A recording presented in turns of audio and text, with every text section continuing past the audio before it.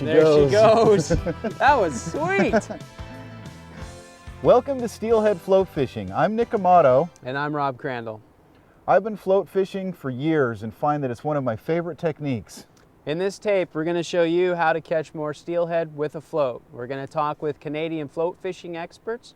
We're going to talk about float selection, about steelhead water, where you find fish, and how to read water. We're going to go through the fine-tuned tips, tactics, and techniques that you need to know to catch more fish with a float.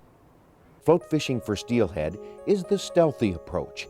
It is designed to not spook the fish and to present a lure or bait in the most natural fashion possible. If you can see steelhead, they can see you, and once your style of fishing alerts them to your presence, you're out of luck. With floats, you can make cast after cast without spooking the fish.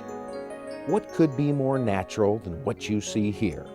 A lure with tantalizing action, coming exactly at current speed right into the fish's ideal feeding window. And the line or weight has not been dragged across, through, or into the fish. Your next cast will be as effective as your first. Float fishing for steelhead is not the only method that works, but at times it can be the best. There he is. Yeah, he's on. Right on. Oh, good, he's coming up too. He's staying away from that log. Float fishing is also a great system for the beginning steelheader. It can be mastered quickly without the frustration of losing a lot of gear. There is no doubt when a fish strikes with a float because they go down. And by watching the float, you can learn a lot about the river and where the fish are. Nick Amato is the editor of Salmon, Trout, and Steelheader magazine. He'll be showing us how he fishes spinning gear with balsa floats and marabou jigs. Nick will also spend a lot of time telling us how to read and cover the water. If you don't know where the fish are, it's hard to catch them.